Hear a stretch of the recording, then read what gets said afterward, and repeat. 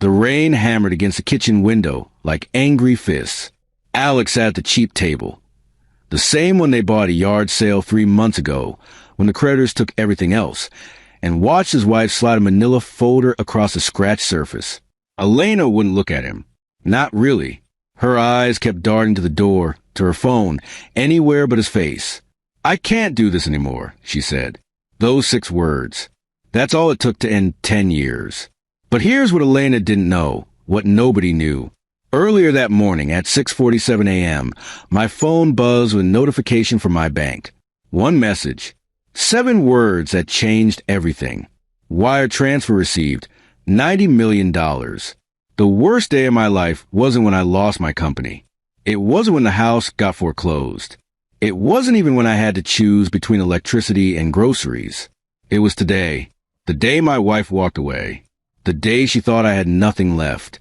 What she didn't know could fill a bank vault. Hey, before we dive into this wild story, do me a favor. Hit that like button right now. And drop a comment telling me, have you ever had someone doubt you at your lowest? Because this story, it's about to get good. Now, let's go back to where it all started. 3 years earlier, Alex Martinez stood in a tiny office above a pizza shop in downtown Seattle, surrounded by empty coffee cups and whiteboards covered in business plans. Elena was there too, her laptop balanced on a cardboard box, laughing as they tried to come up with a company name. Techbridge Solutions, she suggested. Sounds like a dental practice, Alex teased. She threw a pen at him. Okay, genius, you try? They'd met in college. She was studying marketing. He was a computer science kid who lived on energy drinks and dreams. They got married young, 23, in a small ceremony with 50 people and homemade decorations. Her mom cried. His dad gave a speech about taking chances. The startup was their baby. Elena handled the branding, the clients, the face of the company. Alex built the software, a platform that helped small businesses manage their operations without needing expensive IT departments. It wasn't flashy. It wasn't revolutionary. But it worked. For 2 beautiful years, it really worked. They moved into a real house. Not huge, but there's 3 bedrooms, a backyard, a mortgage they could actually afford. Elena planted flowers by the front door. Alex bought a grill and pretended he knew how to use it. We're doing it, Elena whispered one night, her head on his chest. We're actually doing it. He kissed her forehead. We're just getting started. But then the cracks began to show. It started small. A major client pulled out. Not unusual. These things happen. Then another. Then 3 more in the same month.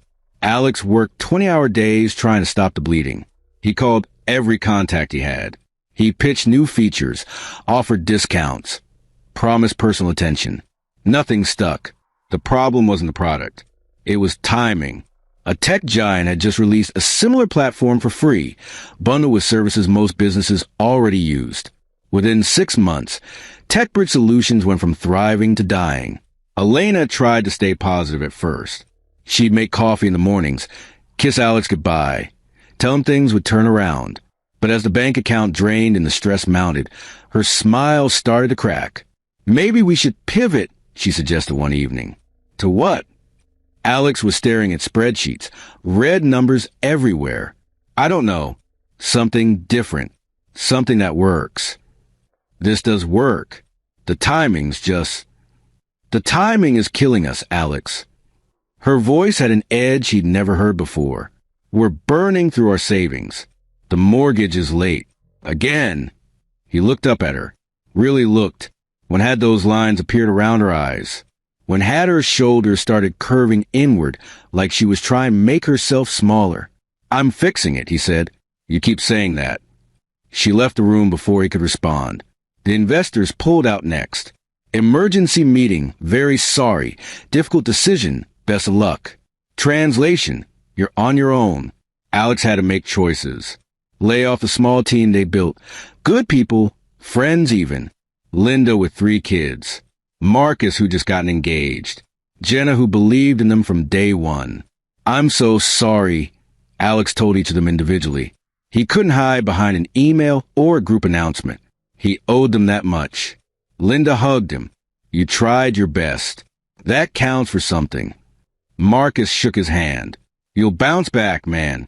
I know you will. But Jenna's eyes were wet with tears. What about us? What are we supposed to do? Alex had no answer. Within 8 months of the first client leaving, Techbridge Solutions was dead. They sold what assets they had, office furniture, equipment, the company name itself, to pay final debts. It wasn't enough. The house went next. Foreclosure notice on the door, right below where Elena had hung a welcome sign 3 years earlier. They moved into a 2-bedroom apartment in a rough neighborhood. The walls were thin. The parking lot had broken glass. Elena cried the first night, quietly, facing away from him in bed. It's temporary, Alex whispered. I'll find something. I'll get us back. She didn't respond. Alex applied for jobs. Lots of them. Senior developer positions, project manager roles, anything that matched his skills. His resume was good, great even, but the failed startup haunted him. Interviewers would lean back in their chairs, fingers steepled, and ask the same question different ways. What happened with Techbridge? Walk me through the company's decline. How do you handle failure? He gave honest answers. Market timing, competition, learning experiences. But he could see it in their faces. The doubt, the concern, the quiet decision already made. We'll be in touch. They never were. Elena got a job at a marketing firm. Entry level. It paid okay, but not enough for 2 people with debt and dreams of rebuilding. She started working late, coming home tired, eating dinner in silence. How was your day? Alex would ask. Fine. Want to talk about it? Not really. The conversations got shorter. The space between them grew wider. Alex noticed other things too. New clothes in her closet, expensive brands they definitely couldn't afford, fancy coffee on her desk that cost $8 a cup, her phone angled away from him when she texted. Did you get a raise? He asked once, gesturing at the designer purse. It was on sale, she said quickly. Don't worry about it. But he did worry, not because of the money, though that was part of it, but because she was hiding things, small things, then bigger things. She started going out with co-workers on Fridays, then Saturdays, then random weeknights. It's networking, she'd explain, already halfway out the door. I need to build connections. Okay, Alex said. Have fun. He meant it. He wanted her to be happy. God knows he hadn't been able to make her happy lately. But alone in that apartment, eating reheated pasta and scrolling through rejection emails, Alex felt something he'd never felt with Elena before. Distance. Not physical. Emotional. Like she was already leaving, 1 foot out the door, just waiting for the right moment to fully walk away. What Alex didn't tell Elena, what he'd honestly forgotten about himself, was a silent shareholder agreement.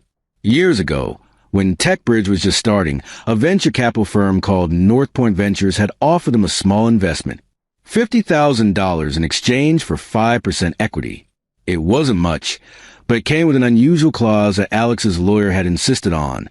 If North Point ever sold its shares or got acquired, the original founders would get proportional payout based on the firm's full portfolio value, not just Techbridge worth. At the time, it seemed like a fantasy. A legal footnote nobody expected to matter. Alex signed the papers, took the money, and forgot all about it as the company grew and then collapsed. Until 3 weeks ago. He'd been sitting in a coffee shop, one of those places with free Wi-Fi where you could nurse a single cup for 3 hours, when his phone rang. Unknown number. He almost didn't answer. Is this Alex Martinez? Yes. My name is Richard Chun. I'm an attorney with Whitfield and Associates. We represent North Point Ventures. Do you have a moment to discuss a financial matter? Alex's first thought was, they're suing me. Some old debt. Some forgotten clause he'd violated when the company tanked. What's this about? He asked carefully. North Point was recently acquired by a European conglomerate. Under the terms of your original shareholder agreement, you're entitled to a proportional distribution from the total acquisition value. I'm calling to arrange the transfer. Alex felt his heart skip. How much are we talking? There was a pause. The full distribution to you, after taxes and legal fees, is $90 million, Mr. Martinez. The wire transfer can be completed within 2 weeks pending verification. The coffee shop noise faded. Everything faded. Did you say 90 million? Yes. Your 5% stake in North Point's original fund, calculated against their current portfolio value and acquisition price. It's legitimate, Mr. Martinez.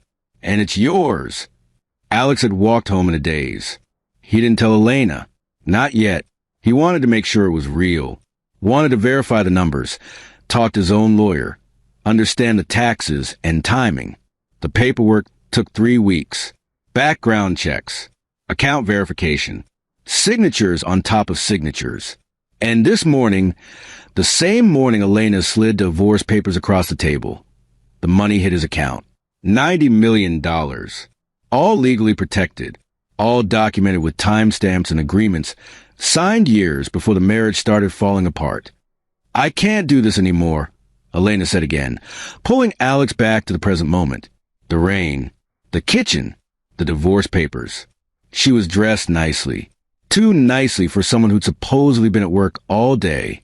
Black dress, heels make up perfect. Can't do what? Alex asked quietly. This. Us. Living like this. She gestured around the apartment. I'm 32 years old, Alex. I can't spend the rest of my life wondering if we'll make rent. Things are going to get better. You've been saying that for 2 years. Her voice cracked. I believed you. I really did. But I can't anymore. I need stability. I need a future. Alex stared at her. I gave you everything. I know. She actually looked sad, almost guilty. You're a good man, Alex. You really are. But being good isn't enough. I need more than struggling.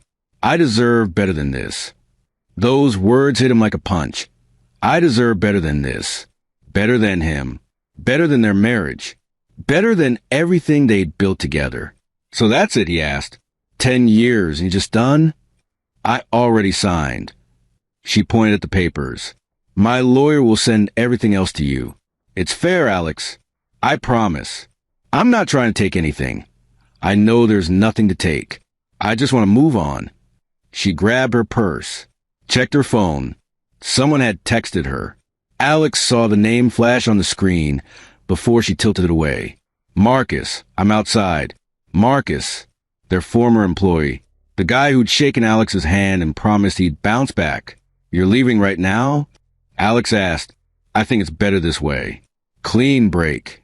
She moved toward the door, then paused. You'll land on your feet, Alex.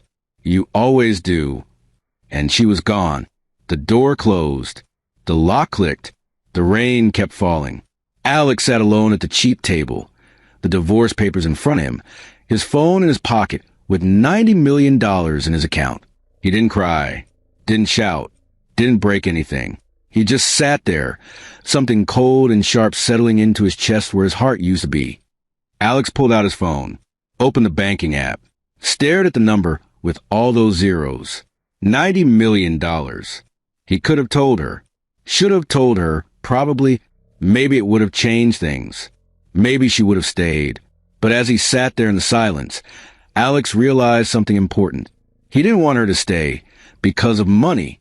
He wanted her to stay because she loved him, because she believed in them, not in his bank account. And she didn't. She'd made that clear. She left when things got hard, when he needed her most, when all they had was each other, and that wasn't enough for her. Alex looked at the divorce papers. Elena had signed her name in blue ink, neat and pretty, like she was autographing a fan's poster. He didn't sign. Not yet. He opened his laptop instead. Created a new email to Richard Chun, his lawyer. Subject: I need the best divorce attorney you know. Money is not an issue. He hit send. Then he made a list. A long list. Everything he needed to do. People to call. Moves to make. Pieces to position. Elena thought he had nothing. Thought she was leaving a broken man with no future. She was wrong. And by the time she figured it out, it would be too late. The next morning, Alex woke up at 5 a.m. Old habit from the startup days. He made coffee, cheap instant stuff that tasted like burnt water, and started making calls. First, Catherine Wu, the divorce attorney Richard had recommended, top-rated, famous for handling high-net-worth cases, expensive as hell. Mr. Martinez. She answered on the second ring. Richard briefed me on your situation. I'm very interested. When can you come in? Today? I'll make time. 2 o'clock. Second, Marcus Gray, a financial advisor who specialized in sudden wealth cases, lottery winners, inheritance recipients, people who'd struck gold and needed protected. 90 million. Marcus whistled over the phone. And your wife has no idea? She left yesterday, before I could tell her. Smart. Don't sign anything until we structure your assets properly. Trusts, investments, legal protections. We'll make sure you keep what's yours. Third, Tom Rodriguez, a private investigator. Elena's name had been appearing in certain places, restaurants, bars, social media check-ins. Always with the same man. Always at times when she'd told Alex she was working late or out with co-workers. I need to know everything, Alex told Tom. Where she goes, who she's with, how long it's been happening. Consider it done. By noon, Alex had a team. Lawyers, advisors, investigators. People who were very good at their jobs and very expensive. Money he could finally afford to spend. Catherine's office was downtown. High-rise building. Glass walls overlooking the city. Everything about it screamed success. Her handshake was firm. Tell me everything, she said, settling into her chair. Alex walked her through it. The marriage, the collapse, the money, the timing, Elena's departure. Catherine took notes, her expression neutral. When he finished, she leaned back. The $90 million is completely protected. The distribution happened after your marital decline began, and more importantly, it was based on an agreement you signed before the marriage existed. In Washington state, that makes it separate property. She has no legal claim to it. What about spousal support? That depends. How long were you married? 10 years. Catherine nodded. She could argue for temporary support while she gets established. But if we can prove fault, abandonment, affair, anything that shows she left the marriage voluntarily and in bad faith, we can minimize that significantly. I don't want to destroy her, Alex said carefully. I just want to be fair. Actually fair. Fair means she gets what she contributed and earned, not what she thinks she deserves. Catherine smiled slightly. Leave this to me. Alex didn't move into a mansion, didn't buy a Ferrari, didn't do any of the flashy things lottery winners do right before they lose everything. Instead, he found a nice apartment in a better neighborhood. 2 bedrooms, clean building, parking garage. Comfortable, but not flashy. He bought new furniture. Still affordable stuff, just nicer than the yard sale pieces. To anyone looking, Alex Martinez was getting back on his feet. Small steps. Nothing crazy. Behind the scenes, that's where the real moves happened. Marcus set up a series of trusts and investment accounts. Real estate holdings under LLC names. Stock portfolios diversified across industries. Offshore protections. Fully legal, all documented. Impossible to touch in a divorce settlement. We're building you a fortress, Marcus explained over lunch at a restaurant Alex could actually afford now. Not to hide money, to protect it. What's the difference? Hiding is illegal. Protecting is smart. Every dollar is documented and taxable, but it's structured so that even in the worst case scenario, you keep 95% of what's yours. The irony wasn't lost on Alex. A year ago, he'd been choosing between electricity and groceries. Now he was having conversations about offshore trusts and investment strategies. He started working out, not obsessively, just regularly. 30 minutes a day. Push-ups, running basic weights. His body started changing. Stronger, leaner, more confident. He got a haircut at a real salon instead of the $10 place in the strip mall. He bought clothes that fit properly. Nothing designer, but clean and well-made. Small changes. But they added up. People started treating him differently. The barista at the coffee shop smiled more. The guy at the gym asked him for workout tips. His landlord, who'd barely grunted at him before, actually made conversation in the hallway. It wasn't the money. They didn't know about that. It was confidence, purpose, the way a man carries himself when he knows he's got options. And then there was Tom's report. Tom called 3 weeks after Alex hired him. Got something for you. You're going to want to sit down for this. They met at a diner. Public place, casual, anonymous. Tom slid a folder across the table. Your wife's been seeing Marcus Chun for approximately 7 months. Started around the time Techbridge really tanked. Alex's stomach tightened. 7 months. While he'd been job hunting and eating ramen and believing Elena was just working late. They're not hiding it anymore, Tom continued. Dinners at nice places. Weekend trips to the coast. She's been posting photos on social media. Cropped out at first, but lately she's getting bolder. The folder contained photos. Elena and Marcus at a restaurant, holding hands across the table. Elena and Marcus at a beach, his arm around her waist. Elena and Marcus at what looked like a wedding. Someone else's wedding, but still. Here's the interesting part, Tom said. Marcus is broke. I mean, seriously broke. He talks a big game. Drives a leased BMW, wears expensive watches, but he got 3 maxed-out credit cards, 2 loans from payday lenders, and he's behind on rent. Alex looked up. What? He's all flash, no cash. Lives way beyond his means.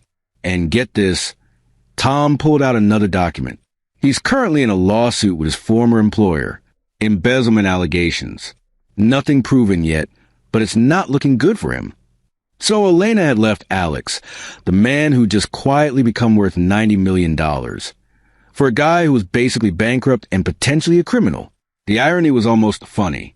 Almost. One more thing, Tom said.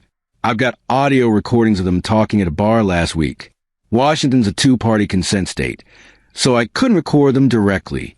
But they were sitting near another client of mine who did give consent, and they were talking loud enough to pick up on a recording.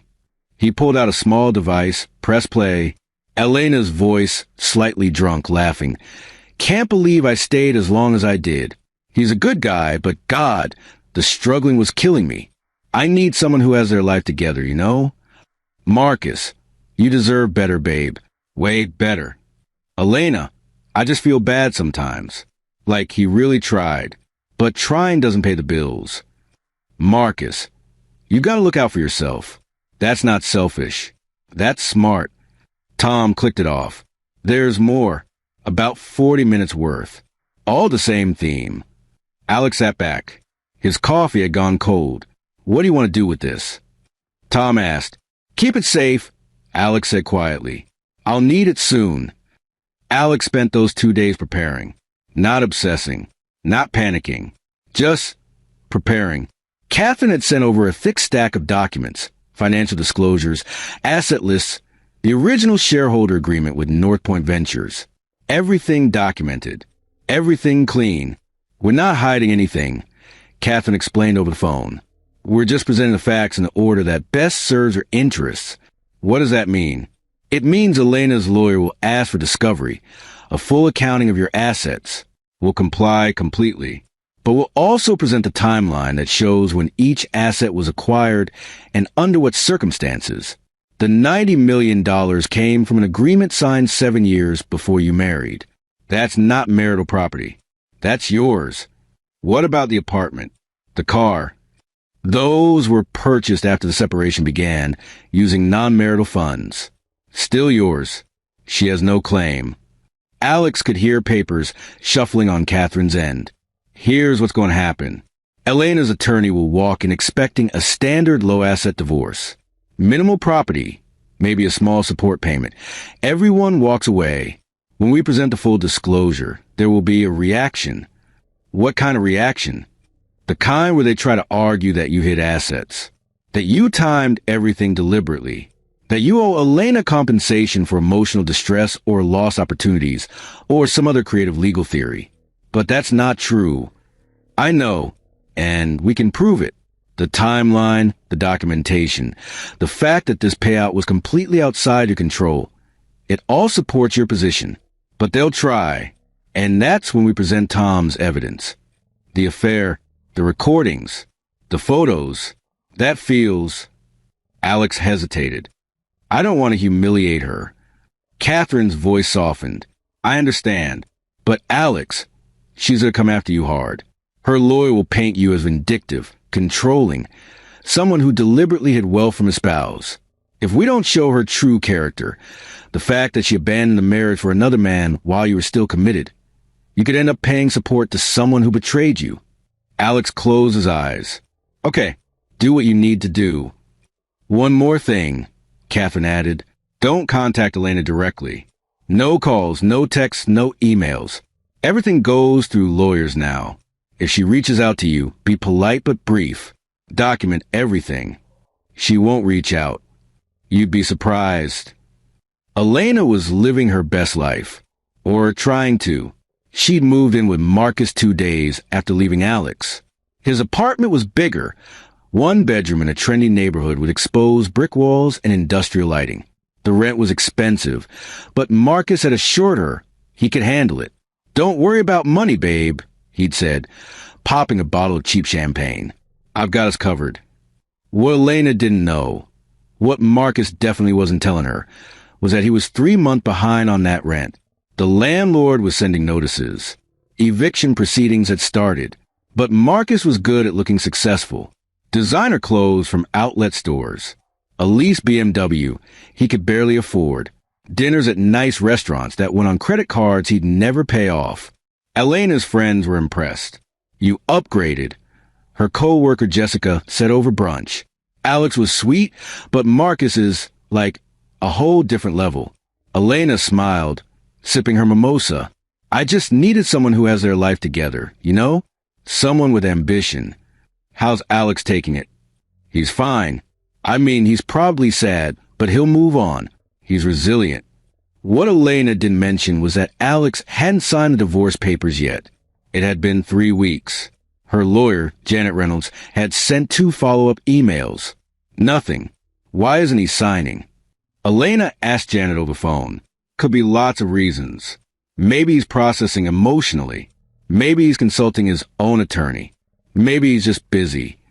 But it's a simple divorce. There's no property to split, no kids, nothing complicated. Then he'll sign soon, Janet assured her. Don't worry. These things take time. But Elena was starting to worry. Not because she wanted Alex back. God, no. But because she wanted this chapter closed. Finished. Done. She wanted to move forward with Marcus without any legal ties to her past. She wanted to be free. The law office was on the 40th floor of a downtown high-rise. Glass walls. Sleek furniture. A view of the city that stretched for miles. Elena arrived 15 minutes early with Janet. They sat in a conference room with leather chairs and bottled water, and a table so polished Elena could see her reflection.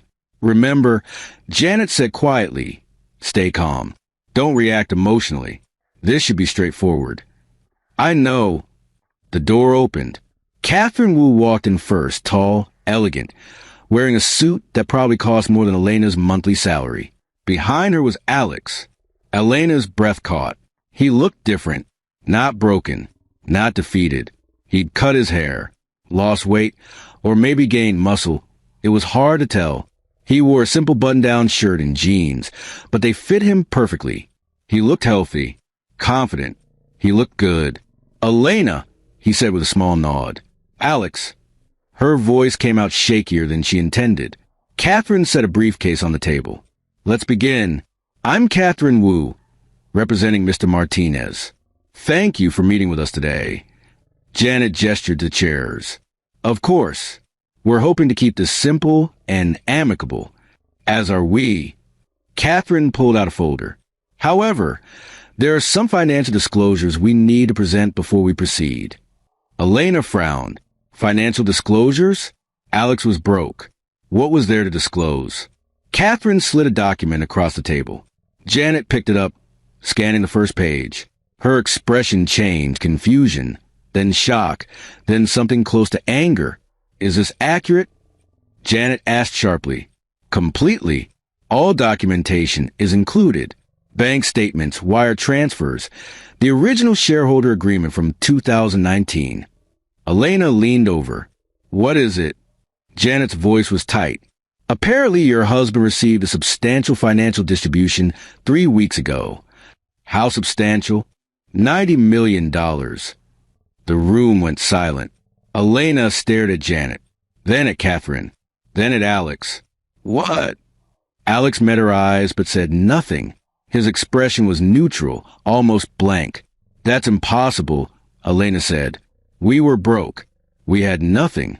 Catherine's voice was calm, professional. Mr. Martinez had a silent shareholder agreement with North Point Ventures from 2019, before your marriage began. When North Point was acquired last month, Mr. Martinez received his proportional distribution. The full amount minus taxes and fees was $90 million. The wire transfer cleared on the morning of October 15th. October 15th, the day Elena had served the divorce papers. Elena turned to Alex. You had $90 million and you didn't tell me. I didn't know until the wire cleared, Alex said quietly. The lawyers called me 3 weeks before that. I was still processing it. Still processing? Elena's voice rose. We were married. You should have told me. We were married, Alex agreed. And then you left. Janet held up a hand. Let's stay focused. Mr. Martinez, when exactly did you learn about this distribution? September 21st. The attorneys called to inform me. The paperwork took 3 weeks to finalize. And during those 3 weeks, did you tell your wife? No. Why not? Alex paused. When he spoke, his voice was measured. Because I wanted to make sure it was real. I'd been disappointed before. I didn't want to give Elena false hope. Elena's mind was racing. $90 million. 90 million. The number didn't even make sense. All those nights she complained about their apartment. All those times she looked at Marcus's BMW and wished Alex could provide that kind of life. All the moments she felt embarrassed, ashamed, frustrated by their situation. And he'd had $90 million? This changes things, Janet said carefully. In Washington state, any assets acquired during the marriage are typically considered community property. The distribution was based on an agreement signed in 2019. Catherine interrupted smoothly. Before the marriage began, the shares were purchased with Mr. Martinez's personal funds, not marital assets. The payout, therefore, is separate property. That's debatable. Actually, it's not. Catherine pulled out another document. We have timestamps, financial records, and legal documentation showing the complete chain of ownership. This isn't hidden wealth. It's premarital property that matured during the marriage. The law is very clear on this. Janet's jaw tightened. We'll need time to review these documents with our own financial experts. Of course. Take all the time you need. Elena couldn't breathe. This wasn't happening. This couldn't be happening. She'd left Alex because he was broke. Because she couldn't handle the struggling anymore. Because Marcus had seemed like such a better option. And all along, Alex had been sitting on $90 million? Did you know? She asked Alex suddenly. When I gave you the papers, did you know? Alex looked at her for a long moment. The money was already in my account. Elena felt sick. So, you just let me leave? You watched me walk out thinking you had nothing. You made your choice, Elena. I didn't stop you. You should have told me. Why? His voice was still calm, but there was an edge now. Would it have changed anything? Of course it would have. So you would have stayed for the money. It wasn't a question. Elena opened her mouth. Close it. Open it again. That's not, I didn't mean. You said you deserved better, Alex continued. You said being good wasn't enough.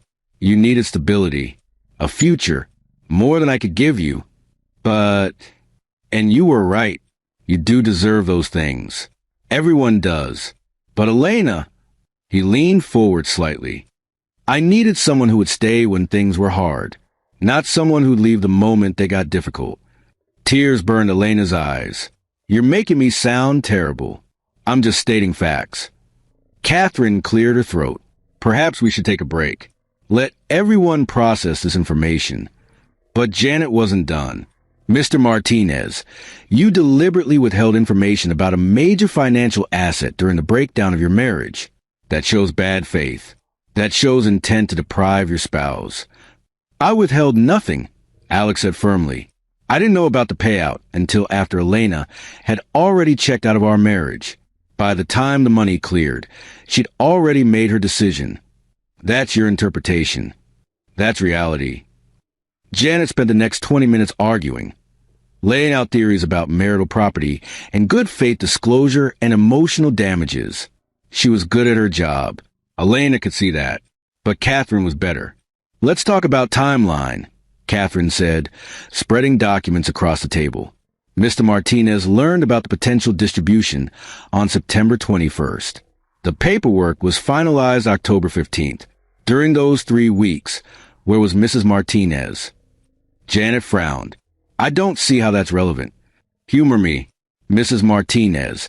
During those 3 weeks, were you living with your husband? Elena hesitated. We were having problems. That's not an answer. We were together, but separate. I'd moved into the guest room. I see. And during that time, were you see anyone else? The room went cold. That's not relevant to the financial. Janet started. Actually, it is. Catherine pulled out a new folder. Because Washington is a no-fault divorce state, but misconduct can affect spousal support determinations. And if Mrs. Martinez was already involved with another party before the marriage officially ended, that impacts her credibility and her claim to any support payments. Elena's heart hammered. I don't know what you're talking about. Catherine slid photos across the table. Elena and Marcus at dinner. Elena and Marcus at the beach. Elena and Marcus at restaurants, bars, walking hand in hand through downtown. These are dated, Catherine said calmly. This one is from July. This one from August. This one from September. 2 days before Mr. Martinez learned about the distribution. Elena felt the blood drain from her face. You had me followed, she whispered.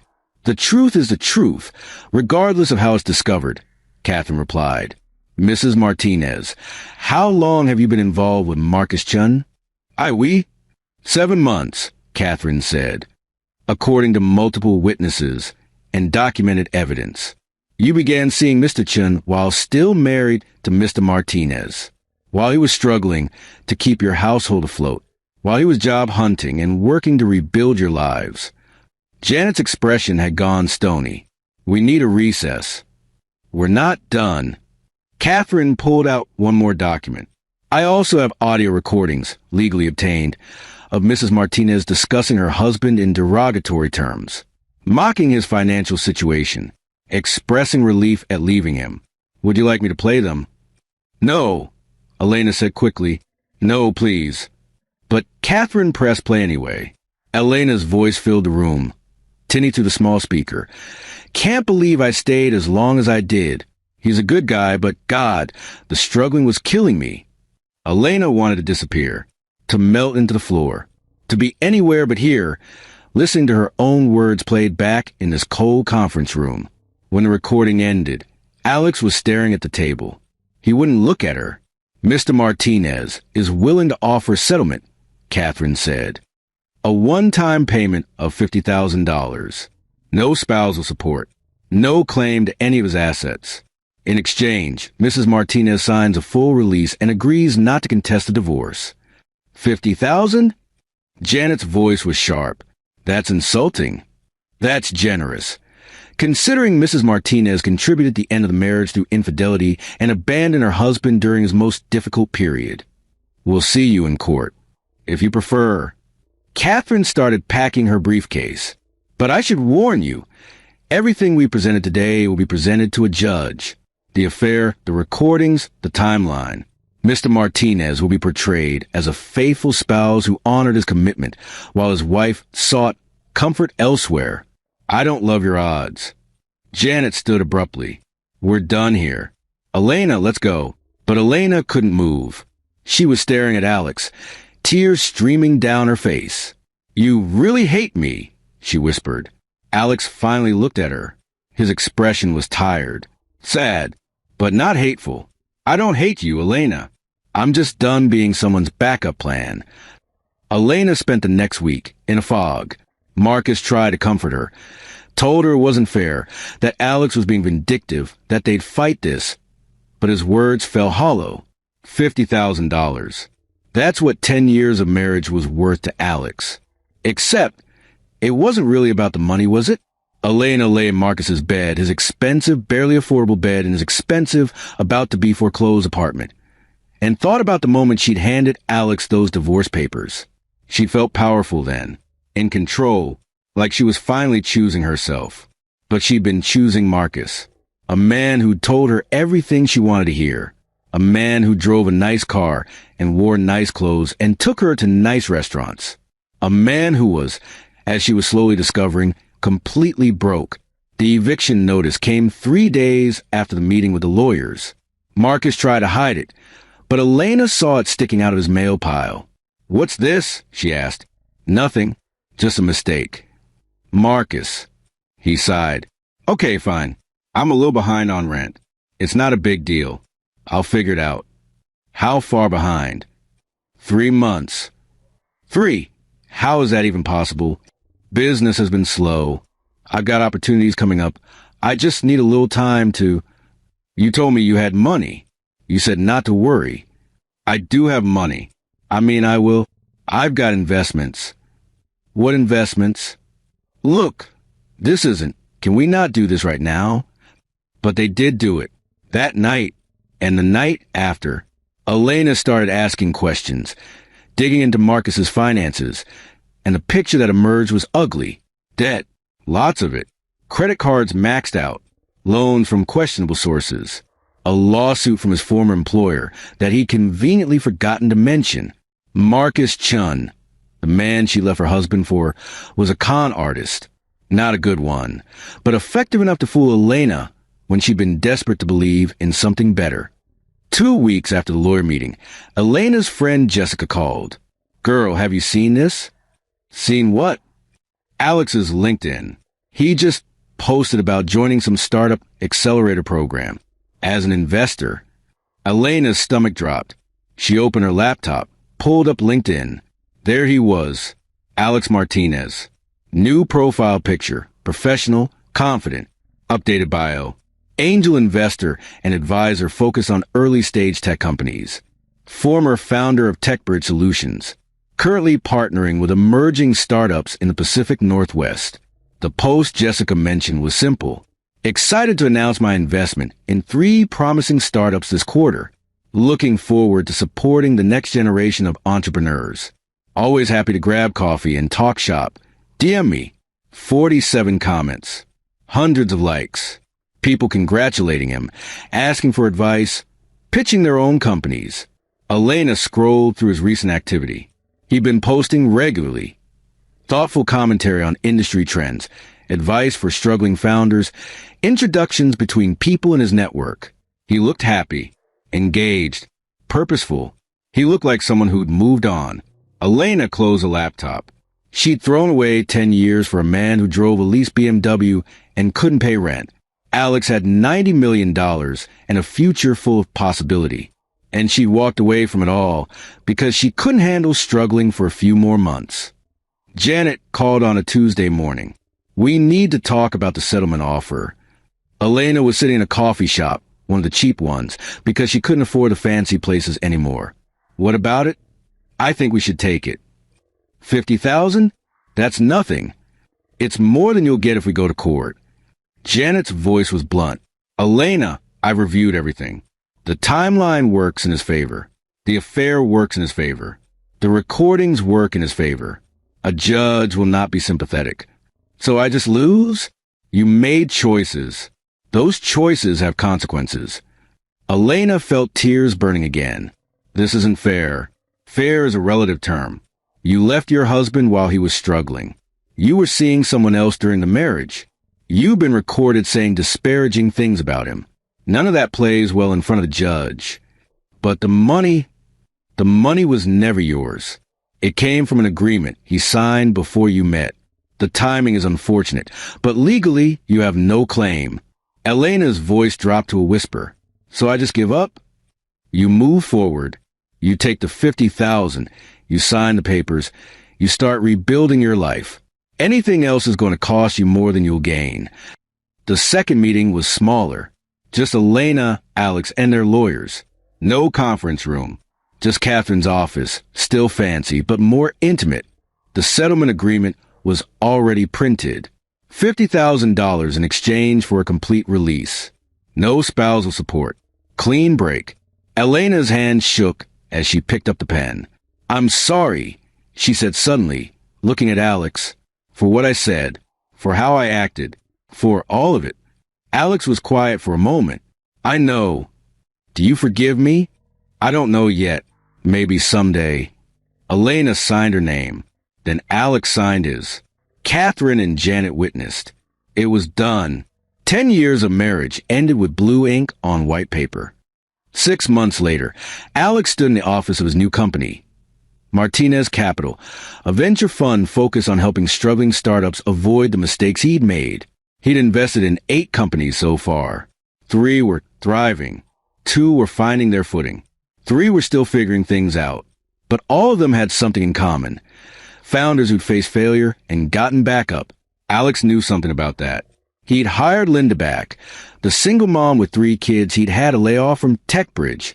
She ran operations now, making 3 times what she'd made before. Marcus from the old company, the one who'd gotten engaged, was consulting for one of the portfolio companies. He'd thanked Alex profusely for the opportunity. Jenna, who cried when the company fell apart, was now the CFO of Alex's most successful investment. Alex hadn't forgotten the people who believed in him, and he was building something that honored that loyalty. There was also Sarah. They'd met at a founders conference. She ran a small educational tech company, wore mismatched socks, and made terrible jokes. She was smart, driven, and real. They'd been dating for 3 months. Nothing serious yet, but it felt right, easy, like they were building something together, instead of one person carrying the other. Sarah didn't care about Alex's money. She'd actually been annoyed when she found out. "You should have told me," she'd said. "Would it have mattered?" "No, but I don't like secrets." "Neither do I. Not anymore." Elena was back in a small apartment, not the foreclosed house, not Marcus's trendy place. A studio in a quiet neighborhood. She'd taken the 50,000 and used it wisely, paid off debt, set up a small emergency fund, invested the rest conservatively. It wasn't 90 million, but it was hers. Marcus was gone. He'd left when the money ran out, citing differences and timing. She'd seen him on social media last week, arm around a different woman, same fake smile. Some people never change. Elena had started therapy. Real therapy twice a week, dealing with the choices she'd made and the person she'd become. It was hard, painful, necessary. She'd apologized to Alex one more time, via email. He'd responded briefly. "I appreciate the apology. I hope you find what you're looking for. Take care of yourself." No anger, no bitterness, just closure. Elena had finally realized what she'd lost. Not the money, though that hurt, but the partnership, the history, the man who'd loved her completely and whom she'd thrown away because it wasn't enough. She couldn't change it, couldn't take it back. All she could do was learn from it. 1 year after the divorce was finalized, Alex gave a keynote speech at a startup conference. The room was packed. Hundreds of people, all eager to hear from the mysterious investor who'd appear out of nowhere and started backing unconventional companies.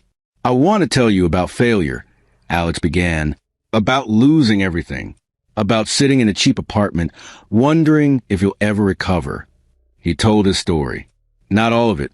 Some parts were still too personal, but enough. The company collapse, the foreclosure, the struggle, and then the twist.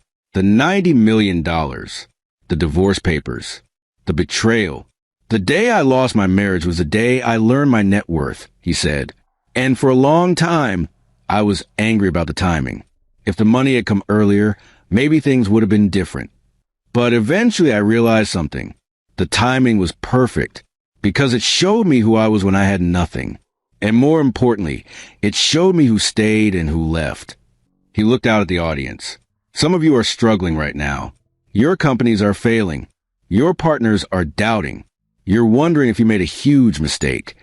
I can't promise it gets easier, but I can promise this. The struggle shows you the truth about your business, about your relationships, about yourself. And sometimes, the worst day of your life is actually the beginning of your best one. The room erupted in applause. So what's the lesson here? Sometimes the people who leave when you're at your lowest are actually doing you a favor. They're showing you who they really are. And that information? That's priceless. Alex didn't need to destroy Elena to win. He just needed to stop letting her destroy him. Money doesn't buy happiness, but it does buy options. And sometimes having options is what allows you to finally see clearly. Now, before you go, I need you to do something. Hit that like button if this story hit you in the feels. Drop a comment telling me, what would you have done in Alex's position? And subscribe because I've got more stories like this coming your way. Remember, the struggle shows you the truth about your business, about your relationships, about yourself. And sometimes the worst day of your life is actually the first day of your best one. Thanks for watching. I'll see you in the next one. And